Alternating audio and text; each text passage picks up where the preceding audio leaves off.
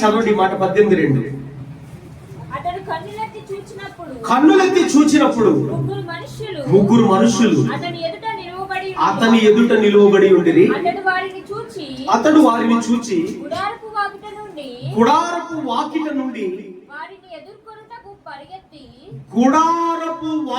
నుండి వారిని ఎదుర్కొనుటకు పరిగెత్తి నేల మట్టుకు వంగి, ప్రభువా నీ కటాక్షము ఇప్పుడు నీ దాసుని దాటిపోవద్దు, నేను కొంచెం నీళ్లు తెస్తానయ్యా, దయచేసి కాళ్ళు కడుక్కోండి, ఈ చెట్టు కింద అలసట తీర్చుకోండి, కొంచెం ఆహారం తెస్తాను. దేవునికి స్తోత్రం కలుగును గాక. హల్లెలూయా. అలాగే 19:1 కూడా చదువుతాను త్వరగా.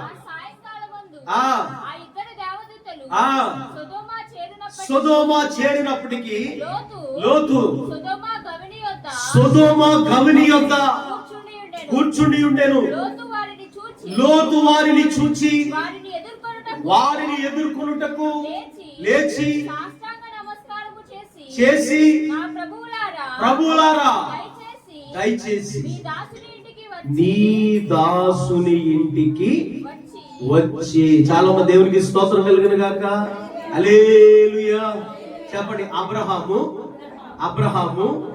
అబ్రహాము తన యొద్దకు వచ్చిన దూతలతో ఏమంటాడు తెలుసా? అయ్యా, ఈ చెట్టు కింద రెస్ట్ తీసుకోండి అంటున్నాడు. ఏమన్నాడండి? అబ్రహాం ఏమన్నాడు? అబ్రహాం దగ్గరికి ముగ్గురు దేవదూతలు వచ్చారమ్మా. దేవదూతలు చూడగానే నమస్కారం చేసి సాష్టాంగపడి, అయ్యలారా రండి, మీకు కొంచెం నీళ్లు తీసుకొస్తాను ఆగండి, కొంచెం ఆహారం తీసుకొస్తాను ఆగండి, మంచిగా ఆహారం తిని నీళ్లు తాగి కాసేపు ఈ చెట్టు కింద ఏం చేయండి? చెప్పండి, ఏం చేయండి? అలసట తీర్చుకోండి, రెస్ట్ తీసుకోండి. ఎప్పుడన్నా మీ ఇంటికి వద్దు చెట్టు కింద కూర్చోబెడతారా? ఏమా చెప్పండి అమ్మా, చెప్పండి. చెట్టు కింద కూర్చోబెడతారా? అసలు కూర్చోబెడతారా చెట్టు కింద ఎవరినైనా? అలాంటిది వచ్చిన వాళ్ళు ఎవరు? అబ్రహాంకి తెలుసు.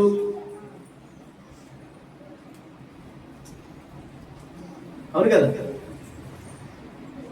ఈ రోజు నచ్చి రేపు నచ్చనుండి నేను, ఈ రోజు నచ్చకపోతే రేపు నచ్చుతాను. మీ ప్రేమకి నా దగ్గర నాకు మీ ప్రేమ శాశ్వతం కాదు, మీ అభిమానం శాశ్వతం కాదు. అలాంటి నన్నే తీసుకెళ్ళి ఏం చేస్తారు? చక్కగా మీ ఇంటిలో, అవును కదా, మీ బెడ్రూమ్ ని నాకు ఇచ్చి చక్కగా అయితే రెస్ట్ తీసుకోండి అంటారు. అవును కదా? ఇప్పుడు లోతు ఉన్నాడు. లోతు దగ్గరికి ఈ దూత వెళ్ళేటప్పటికి వెళ్ళి పరిగెత్తుకెళ్ళి, అయ్యా రండి, మా ఇంటికి రండి, దేవునికి స్తోత్రం కలిగారు. హల్లెలూయా, హల్లెలూయా. చెప్పండి. అబ్రహాముకి చెప్పండి అమ్మా, అబ్రహాముకి ఇల్లు లేదు. హల్లెలూయా. అబ్రహాము గుడార నివాసి. మీరు అక్కడ చదివినప్పుడు కూడా చూస్తే అతడు గుడారపు వాకిటిలో నుండి పరిగెత్తుకుని వచ్చాడంట. అబ్రహాము ఎక్కడ వచ్చాడమ్మా? గుడారపు వాకిటిలో నుండి. అనగా అంటే ఏంటి? వాకిటి అంటే ఏంటి? అతి పరిశుద్ధ స్థలము, అది ఆవరణము. గుడారపు వాకిట అనగా మందిరము యొక్క ఆవరణము. దేవునికి స్తోత్రం కలుగును గాక. హల్లెలూయా. మందిరము యొక్క ఆవరణమే అబ్రహాము నివాసం. అందుకనే నీ భార్య ఎక్కడ ఉందయ్యా అని అడిగితే, అయ్యా గుడారంలో ఉందయ్యా అని చెప్పాడు. సరే, అర్థమైందండి? అబ్రహాముకి ఏమి లేదు, ఇల్లు లేదు, నిలువరమైన నివాసము లేదు. ఏ డబ్బులు లెక్క కట్టుకోలేదా? వెండి బంగారాలు లెక్క కట్టుకోలేదా? స్థలము లెక్క కట్టుకోలేదా? ఎందుకు కట్టుకోలేదు? నీ ఆవరణములో ఒక దినము గడుపుట వెయ్యి దినముల కన్నా ఎంతో శ్రేష్టము నా హృదయము నా శరీరము ఆనందముతో వేచియున్నది. దేవా ఒక్క వరము అడుగుచున్నాను, దానిని నేను వెదుగుచున్నాను. నీ సన్నిధి చూడాలని, సదాకాలము దానిలో నివసించాలని. నీ సన్నిధి చూడాలని, సదాకాలము దానిలో నివసించాలని. నీ ఆవరణములో ఒక దినము గడుపుట వెయ్యి దినముల కన్నా ఎంతో శ్రేష్టము. హల్లెలూయా. ఈ సమర్పణ ఎరిగిన వాడు కనుక మందిరపు వాకిటిలోనే నివాసం ఉంటూ ఉన్నాడు. హల్లెలూయా. ఎంతమందికి ఇది సమ్మతంగా ఉంది? ఏమా లోతైతే అలా కాదు. లోతు ఏమనుకున్నాడు తెలుసా? అబ్రహాం కంటే నేను ఎక్కువగా సంపాదించేసుకోవాలి, అబ్రహాం కంటే నేను గొప్పవాడిని అయిపోవాలి. అదేదో సొదొమ గొమొర్రాలా సొదొమ గొమొర్రా దేవుడి తోటలా కనబడుతుంది, ఐగుప్తులా కనబడుతుంది. అక్కడికి వెళ్ళిపోవాలి, అక్కడ రాజకీయ నాయకుడు అయిపోవాలి, అక్కడ పెద్ద మనిషిని అయిపోవాలి, 2 చేతులు సంపాదించుకోవాలి, మంచి ఇల్లు కట్టేసుకోవాలనుకున్నాడు. కట్టేసుకున్నాడా లేదా? కట్టుకున్నాడా లేదా? ఇల్లు కట్టుకున్నాడా లేదా? లోతు కట్టుకున్నాడా? ఆ ఇల్లు అంతా దేనితో నింపబడిందో తెలుసా? ప్రార్థనతో నింపబడి లేదు, ఆత్మీయ అనుభవాలతో నింపబడి లేదు.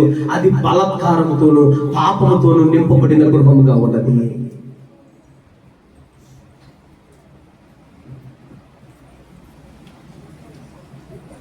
సాక్షాత్తు దేవుని నామము పేరట వచ్చినటువంటి దూతలను సైతము పాడు చేయడానికి నిలయముగా ఉన్నటువంటి ఆ ఇంటి దగ్గరికి ఆ పాపిష్టులందరూ చేరిపోయారంట. వచ్చి అర్థమైందండి? అబ్రహాము ఆ దూతలను నడి రోడ్డు మీద చెట్టు కింద సేదలిచ్చింది కానీ వారు సంతోషంగా క్షేమముగా వారు చక్కగా అక్కడ ఆధిక్యాన్ని స్వీకరించి అబ్రహాముకు చెప్పాలనుకున్న విషయాలన్నీ చెప్పి చక్కగా అబ్రహాం దగ్గర నుంచి సంతోషంగా బయలుదేరి వెళ్ళారు. అర్థమైందని నేను చెప్పినమాట. లోతు చెప్పండి, లోతు చెప్పాలి. లోతు సమర్పణ లేనివాడిగా, ప్రతిష్ఠిత లేనివాడిగా, దేవాలయంలో తనను తాను ప్రతిష్ఠించుకున్నటువంటి వ్యక్తిగా మనకు అక్కడ కనపడతా ఉన్నాడు. దానివల్ల తను కట్టిన గుడారం ఉందా అండి? ఇల్లు ఉందండి? లోతు ఇల్లు నిలిచుందా? సదాకాలం నిలబడి ఉందా? కానీ అబ్రహాము గుడారం నేటికి నిలిచి ఉంది.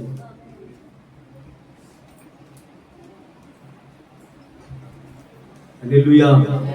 చెప్పండి.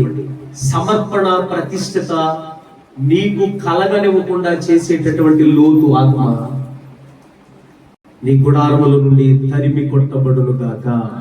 హల్లెలూయా, హల్లెలూయా. సమర్పణ ప్రతిష్ఠత నీకు కలగాల. సమర్పణ ప్రతిష్ఠత నీకు కలిగితే ఎలాగుంటుందో తెలుసా? ఒక్క బుధవారం కనుక నువ్వు ప్రార్థనకి రాకుండా ఆగిపోయావంటే గుండెలు పుట్టుకుని ఏడ్చే అంత బాధ కలుగుతుంది. అయ్యో, ఈ బుధవారం నేను ఎలా వెళ్ళలేకపోయాను, అయ్యో ఈ శుక్రవారం నేను సన్నిధికి ఎలా వెళ్ళలేకపోయాను, ఈ పాపిష్టి పని, ఈ పాపపు పని నేను ఎలా చేశాను.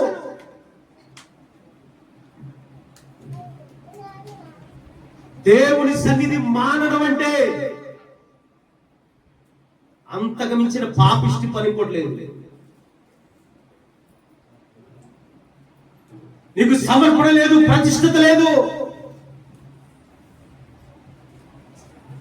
దేవుని సన్నిధిలో నీవు ఉండకుండా సుధోమలో ఉన్నటువంటి నీ ఇల్లు ఏదైతే, నీ గుడారం ఏదైతే నువ్వు దానిలోనే ఇష్టపడుతూ ఉన్నావో అది నీకు నిత్య జీవాన్ని ఇవ్వదు. అది శాశ్వత కాలము నీకు దీవెనకరంగా ఉండదని వాక్యం హెచ్చరిక చేస్తాను. హల్లెలూయా. దేవుడు నీ యొద్దకు వచ్చేటప్పటికి, ఆయన రాకడ నీ దగ్గరికి సమీపించేటప్పటికి నువ్వు ఎక్కడి నుంచి బయలుదేరాలో తెలుసా? ఆయన ఎదుర్కోవడానికి ఎక్కడి నుంచి బయలుదేరాలో తెలుసా? మందిరపు గుడారపు యొక్క వాకిటిలో నుండి బయలుదేరాలి.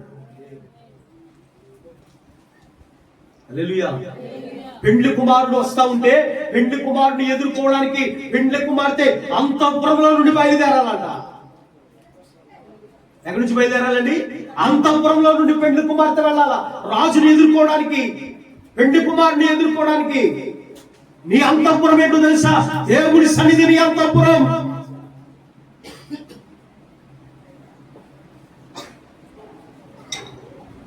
నువ్వు నవరత్నాల చేత, మరకత మడుల చేత నిర్మించుకున్నప్పటికీ కూడా నీ ఇల్లు, నీకు అంతఃపురము ఎప్పటికీ కాలేదు.